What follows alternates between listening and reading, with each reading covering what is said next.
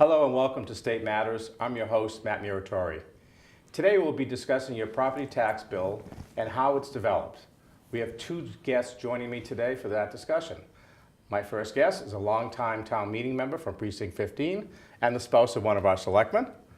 My second guest has 24 years of municipal experience in finance, a degree in accounting from Bentley University, and is Director of Finance for the town of Plymouth. Please join me in welcoming Keven, Joyce, and Lynne Barrett.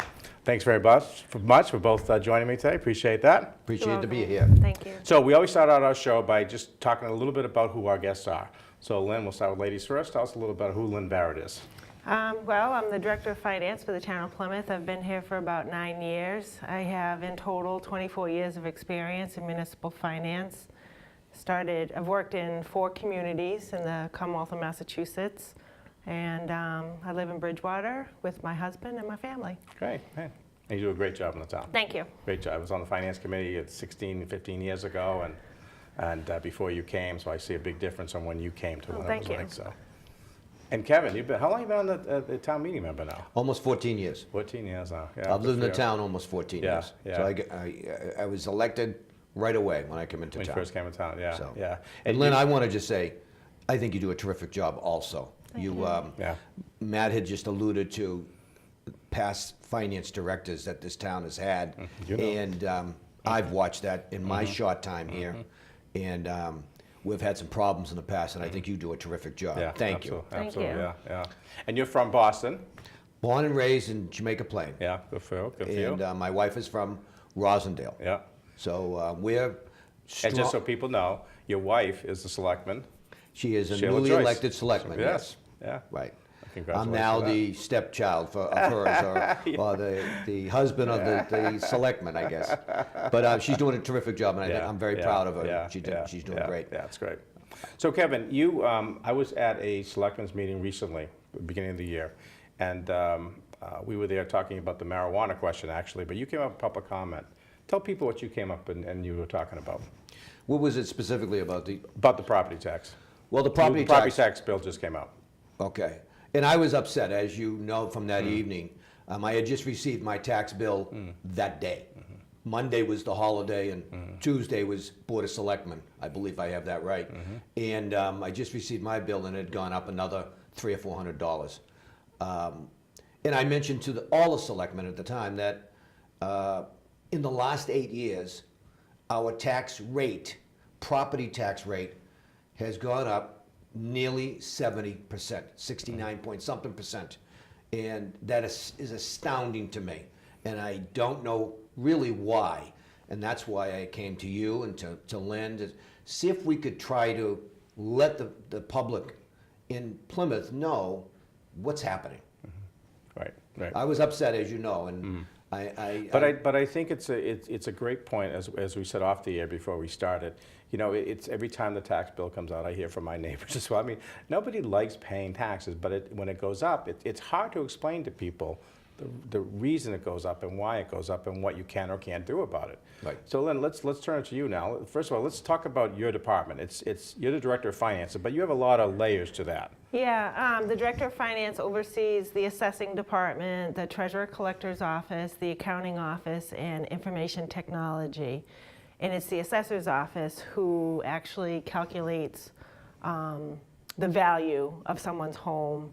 And how do they do that? They do that through a process of collection of data. So they collect data from sales in the community in different neighborhoods. They get that information from the Registry of Deeds.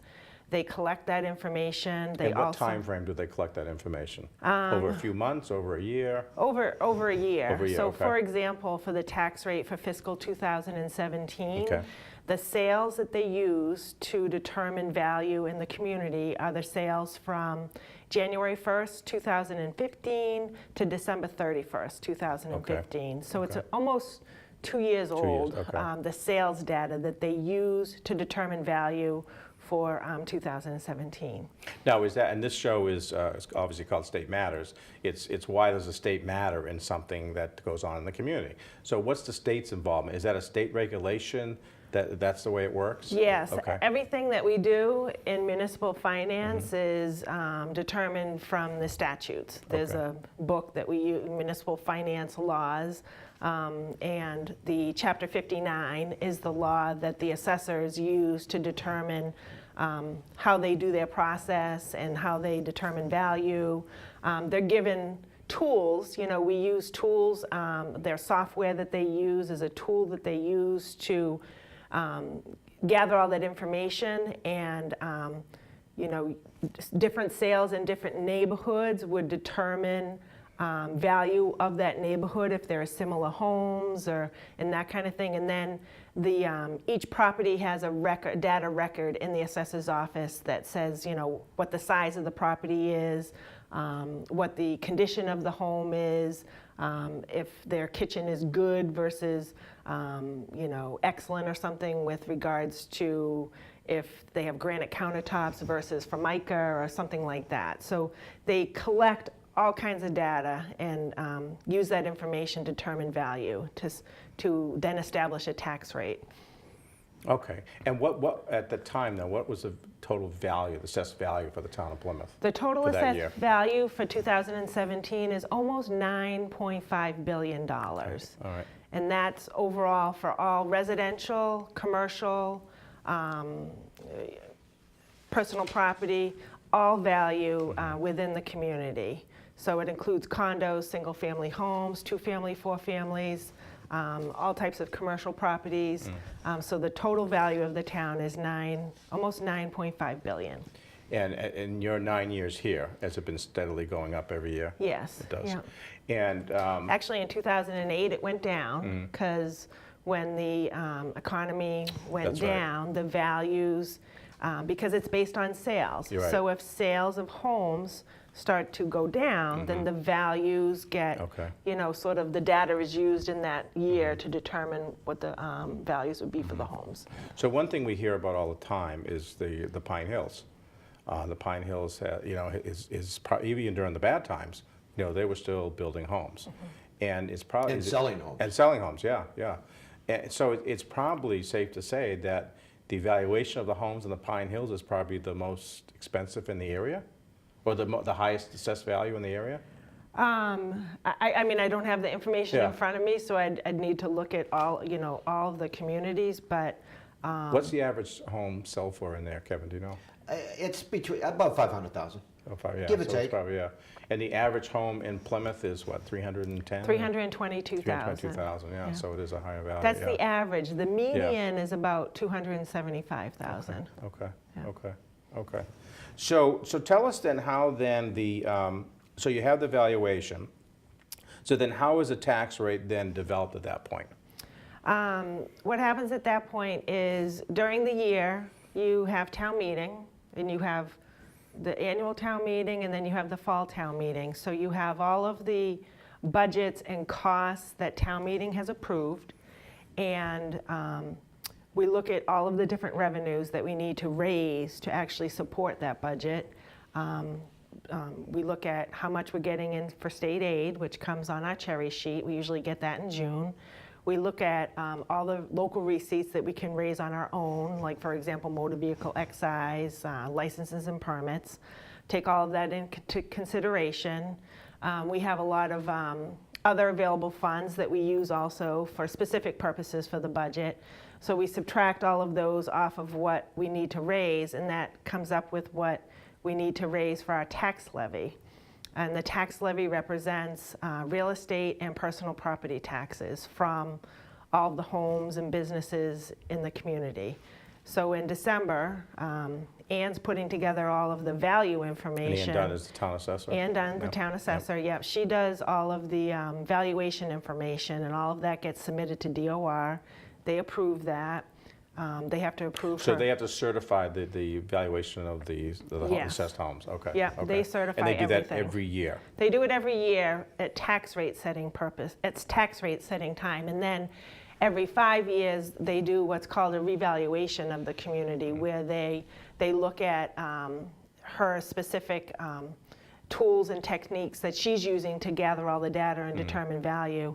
And they make sure that she's in accordance with the thresholds and the laws and everything of the state of Massachusetts. So they do that once every 5 years. How do they know the number's accurate? And how do you folks know the number accurate? I mean, I guess because you're gathering it from specific information from sales, so I guess Because all you that do. sales information is submitted to DOR. So Okay. DOR gathers up all the sales information from each and every community in Massachusetts. And then Ann will submit all of the values into DOR. And when we know that we're accurate, we're within between 90 and 110% of valuation. So you're either at market value, because it's whatever a willing buyer will pay and whatever a willing seller will sell for. So that's what the sales represents. And then we're usually around 95% of market value. So that's when the state will determine, yes, that we're in that range and that the value is accurate. Now, how do you do businesses? Is it the same or is it different? It's a little bit different. They do get, revalued every year or looked at every year. But with businesses, instead of taking sales information, they'll take cost information if it's a new business, or they'll take income. Like they'll submit, the assessor's office is required to send out what's called a 38D request to commercial businesses. And in that 38D request, they'll ask for income and expense information from the business, what they're paying like on a lease and that kind of information. It's confidential. It's, it's not public record that the assessor's office couldn't hand that out to anyone, but they use that information to determine value of that business. Okay. Kevin, let me turn to you for now. So you've been town meeting member 14 years. You've been a really leader in precinct 15, and of course, Oh, thank you.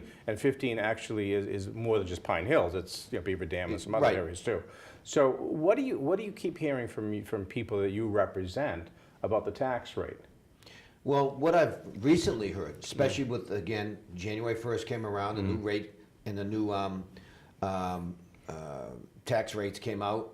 People were upset. I get the calls, I get the emails, and predominantly what I hear from them is, my house is exactly like the house next door, but the house next door didn't go up $400 like mine did. Or I'm in a section of the neighborhood that is costs less when I purchased it, but I'm getting charged more than the fellow down the street. I've done the square footage. I've done the evaluation myself. I've knocked on the door and asked him, what's the difference between your place and my place? And that's what I get back as a pushback saying, why are we different? I heard a little bit from Lynn right now that, do you have granite counters or don't have granite counters? But I don't think we let the tax man in after you buy the house. Right. So 4 years down the road, when you are here since 09 or 08, and all of a sudden your evaluation is different than the neighbor who you might even be attached to. We have a lot of 2s and 3s in Pine Hills. And What are 2s and 3s? A house next to another house or next to another house. 3 attached. Oh, I see. 2 Yeah. attached. Okay? I would say. So those 2 attached could have a different valuation, even though they're attached. I've been told. I mean, Yeah, I haven't really. And in assessed Lynn, that. in your scenario, that would make sense. Yeah, because what happens is the assessor's office has access to all MLS information, so real estate transactions, and they get the photos that are published, publicly for these homes. So, and descriptions of what's included in the home, and then what the buyer is paying for that home. So I think that's where you might see some differences. Yeah, but if you have 2 houses the exact same, and just take the Pine Hills for example, the exact same houses, and say the people live there the exact same time, but yet their tax rate is different. How do you explain that to somebody? Well, they'd have to inquire with the assessor's office. They can inquire and look at the document, the property record card that they have on access. So you have a property Property record card and record everybody? cards are public information. Okay. So a taxpayer could go down Okay. and look at the different property record cards. And that information, I believe, is even online. You can okay. do property record search online on the assessor's website, okay. and you can look up by address. Any house? Any house. Yeah, any Okay. house. So that's public information. So they can look at that information. And then if they do feel like their assessment is not accurate, they can apply for an abatement. They apply for abatement. It has to be submitted to the assessor's office by February 1st of every year. So the actual tax bill comes out in January, like you mentioned, and then they have until February 1st to file for an abatement. And walk us through that process. How does that process work? What happens is there's an application that they fill out. I think you can start on the back of the tax bill that comes out, but you can always call the assessor's office to get more information. But they submit the abatement. It goes to the assessor's office. They'll research and gather up all the information on that property.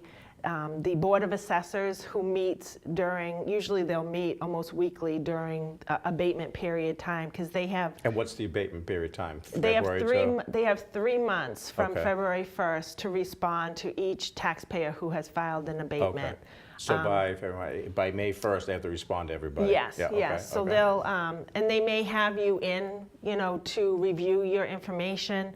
Are these public meetings? Yes, they're Yeah, public okay, meetings, okay. yep, they're publicized on the town's website.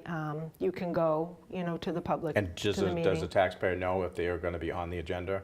Yeah, I think they would be notified if they're Okay. actually going to be discussing one on the Okay. agenda. Sometimes it might be cut and dry, like, oh yeah, there's an error on this one, Mm-hmm. maybe they'll make an adjustment and then let the taxpayer know.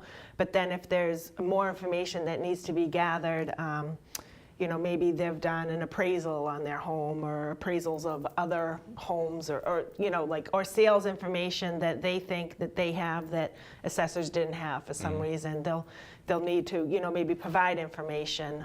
So if somebody does an abatement, they can actually get an appraisal done of their home and actually bring that as sort of evidence? They could do that on their own if they Okay, wanted to. And most likely that would happen if the Board of Assessors denies their application. Then Okay. if they really feel like they have an argument, then they need to gather up some more information. And those denials would then go to the Appellate Tax Board, which is the state Yeah, so judicial talk system. about that then. So if it's denied, does it automatically go to the state appellate board, or does it have to be, the taxpayer have to ask for that? It would automatically go. Automatically go, okay. Unless the Board of Assessors, reviews their appeal again. Do you know what I mean? Okay. Like they could, look at if they were going to provide additional information, Okay. maybe look at it again or settle on, a compromise or something like that, at least, maybe prior to going to ATB. But once it gets to ATB, then the assessor would go to court, and it's like a court kind of proceeding. And she would bring all of her backup information so that she could defend the value that she's given to it. And then the taxpayer would also go to the proceeding and bring their information to defend their value. And then the judge would, make a determination. So I'm sure this happens a lot. What's the estimate of how many appeals are usually done on a yearly basis? That's a good question. I didn't ask Ann that information. They do get a lot of applications for abatements, and these are applications for abatements on value, because there's other exemptions or things that people can apply for, to get.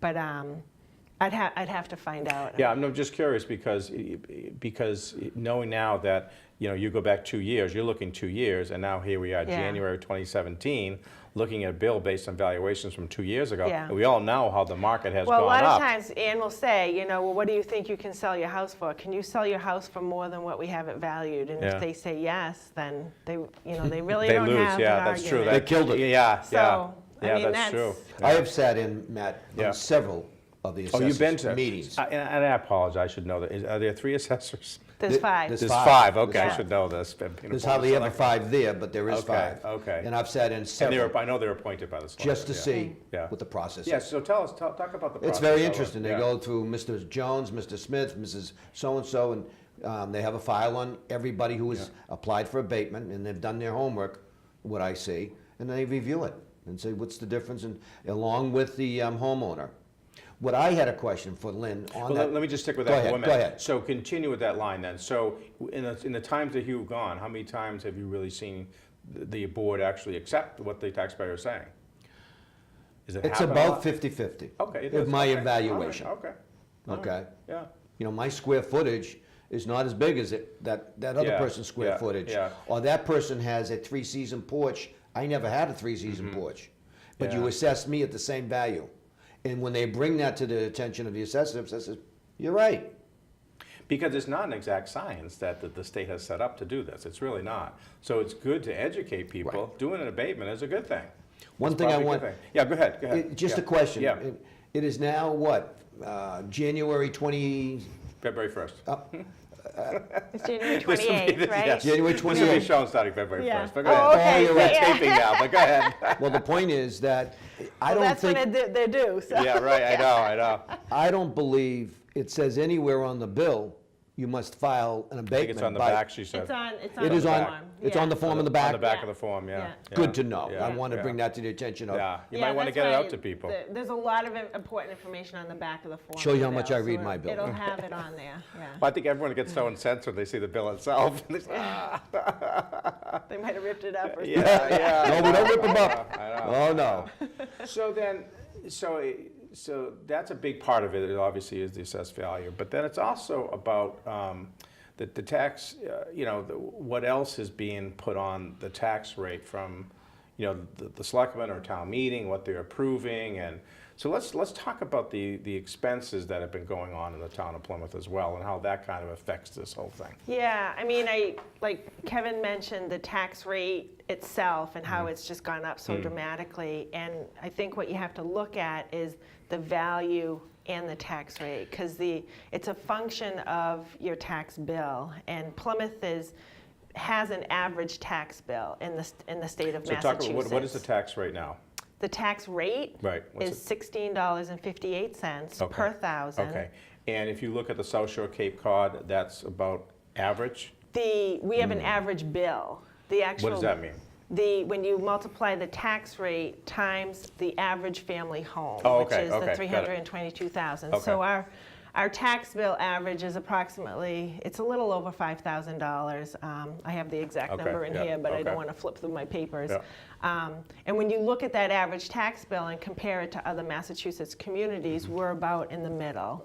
All Also of in Massachusetts? All of Massachusetts. What if you look at the South Shore and Cape And Cod? Plymouth County. We're Okay, right Plymouth about in the County, middle okay. with Plymouth County. But our tax rate, as you said, it is high. Like if you look at the Cape communities. All right, let me I stop mean, you there, just so I understand. So the average tax bill is about 5,000. Yes. But the average tax rate of 1658 is a little bit on the higher end. The 1658, if you Okay. look at all of the tax rates in Massachusetts Yep. and/or Plymouth County, Yep.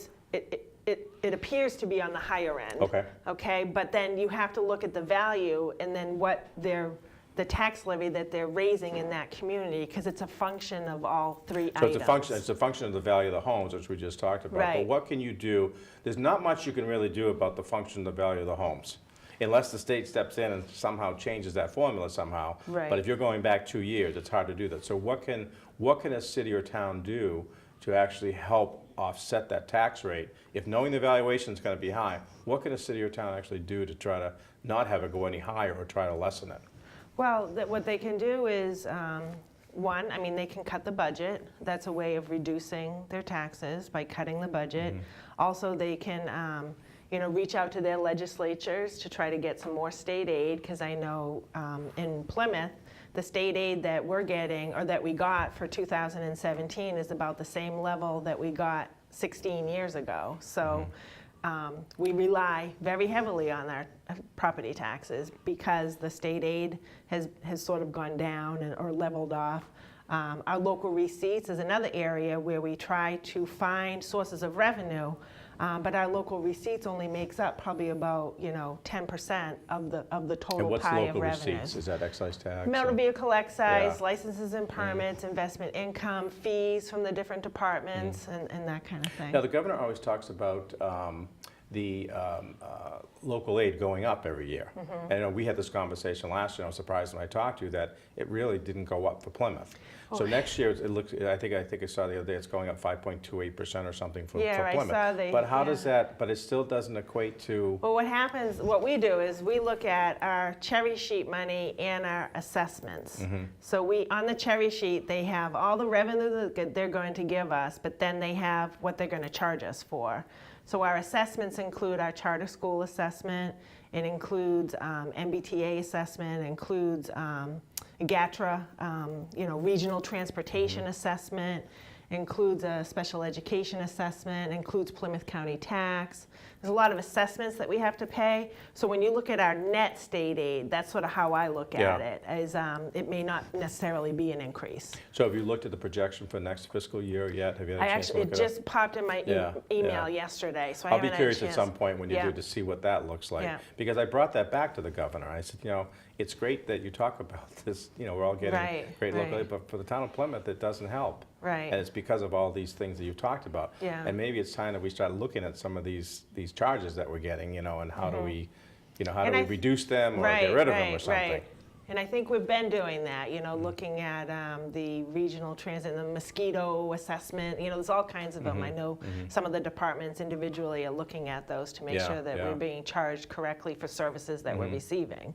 And I remember being on the selectmen, I think it was a rule of thumb is if every $1 million is a dime to the tax rate. That's correct. That's about right, yeah. Yep. Yeah, because we're almost reaching 10 billion in value. Well, so Kevin, back to you then, and we've got a couple minutes left. Sure. For the members that you represent in Precinct 15, what are some of the things they're saying, knowing this now? Are they looking to say, we need to cut things, we need to stop spending? What are they looking, what are you hearing out there? Well, as you know, last month, we just talked about a $4 million ask by the Plymouth School Department to build a new a ball field. It's $4 million. Last year, Which is 40 cents more on the tax 40 rate. cents more on the tax. Last year, it's $1.2 million for full-time kindergarten. These are just little things that add up, okay? And there's more things coming down the road, as we both know. We need to tighten that belt a little bit. It's not that I don't think we overspend in this town, but we need to do something. Again, I've been listening to Ann for 14 years or approximately that time, and she talks about no split tax rate. I believe in a split tax rate. Charge 10 cents more to the commercial, and that might hold down the residential. That's for another day to talk about that. That's It's a right. good topic for another day. And I know you're going to be coming out to the Senior Center in February 10th to talk about this more with Ann and more of your team members. So it's a great discussion. Thanks for bringing it forward. Thanks for inviting me. Thank So you. thank you both for coming. Thanks. We hope you enjoyed the show, and I want to thank the staff and all the volunteers here at PAC TV for another great show and for all they do. Thank you again for watching, and we'll see you next time on State Matters.